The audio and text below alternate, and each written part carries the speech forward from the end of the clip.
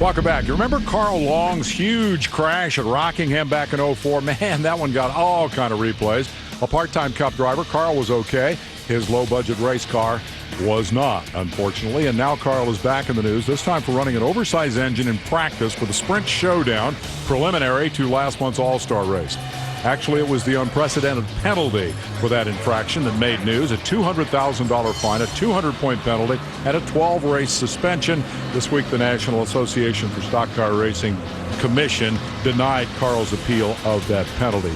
Carl joins us now to fill in some of the details. Do I have this right? It's an ex-Ganassi motor that came to you by way of Ernie Elliott, overheated in practice. You had to submit it to NASCAR in order to be able to put your spare in, and they then found it to be 17/100ths of an inch oversized, thus the big hammer. Are those facts correct? That's pretty close to it. You've been vocal in criticizing the penalty. What do you think should have happened here? Had you been NASCAR, what would you have done?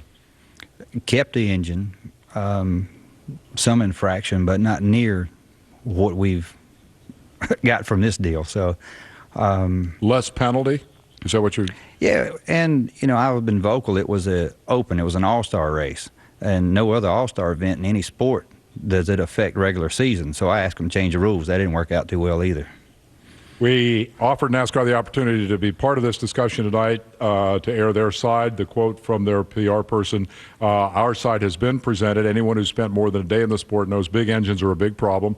Ask Richard Petty, ask Junior Johnson. Nothing has changed. There have always been severe penalties for attempting to manipulate engine, tires, or fuel. Do you have any reaction to that? Somewhat. I think that when Richard Petty won the race, he won the race. When Bodine did what he did, they were in competition. This was in practice, and anyone in a garage area knows of my circumstances and while I'm there. The rules are wrote for what they are, but at the bottom line is it always has at NASCAR's discretion. And there's a few things. Hey, get this fixed before you come back through tech. Fix this before next week.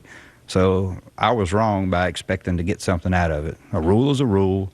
That's what they said, and that's the way it's got to be, and there's no other game in town, so what do you do? Richard, when he won his 198th, I think it was, with a big motor, huge motor at Charlotte, got a $35,000 fine, which was a record at the time, and they took away 104 points. So there's that. When you appealed it, what did you think the outcome would be? Did you think something was going to happen? I mean, you had to be surprised with the initial hammer. Then you appealed. What did you expect? I expected a reduction. I expected the penalty to be, the suspension to be dropped, or at least to 4 weeks like Jeff Bodine and Junior Johnson had. Mm-hmm. Trying to think of anything else. I thought of a lot of things, but none of them seemed to happen except the infraction got rolled over to a Sprint Cup Series rule, and that's the first time I'd seen that happen. They took your original suspension, which was 12-week NASCAR suspension, and applied it only to Sprint Cup, meaning you can still work in truck and nationwide. Given, I don't know if people understand that you do more than just drive race cars. How does that change in the suspension affect your life? Does that help you with your current problem? A little. It will allow me to go with our nationwide team, but at the same time, if I'm spotting for my nationwide team, are they going to kick me out of the flagman stand? If I'm spotting for the Cup team when they change practice sessions? Yeah.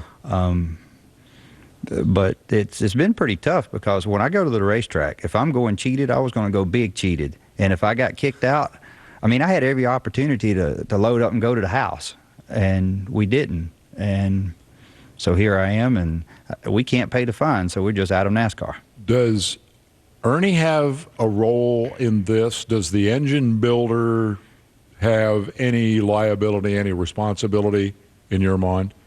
Well, I tried to see if NASCAR, when I lobbied the hearing, would make engine builders responsible, and that's not a part of it. We signed the paperwork and we said that, well, we got it. I mean, Ernie basically cut me a deal. He had a lot of extra Ganassi engines. He cut me a deal on one. Why it's big, how it got big, I have no clue. He said overheating, did he not, had something to do with it? Yeah, his part was, as much as it overheated, it melted the head gasket into the cylinder head, and he said that was why it got big.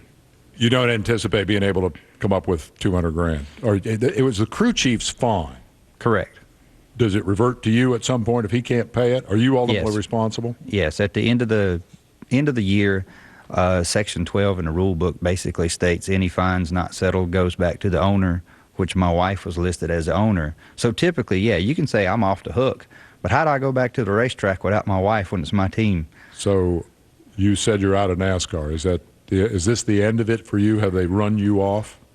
I hope not. I mean, we're trying to. David Ruderman has started cheerleading and trying to pool up some money and make things happen for us. But my yearly this salary, this penalty is probably at least 300% more than what we make. What you? Yeah. And so anyway, it's. I don't know how I'll go forward with it. You want to race, you want to be a part of it.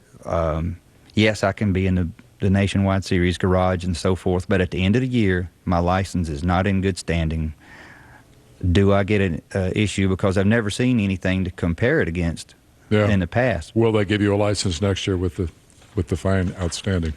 It's a sad story. We're sorry it happened. We're glad you came here to tell us about it. Well, you can always keep up with me at carlong.com, even if I have to go back to dirt track racing or something.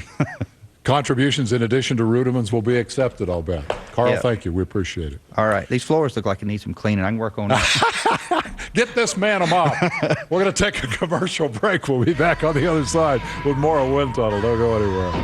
Got a good spirit.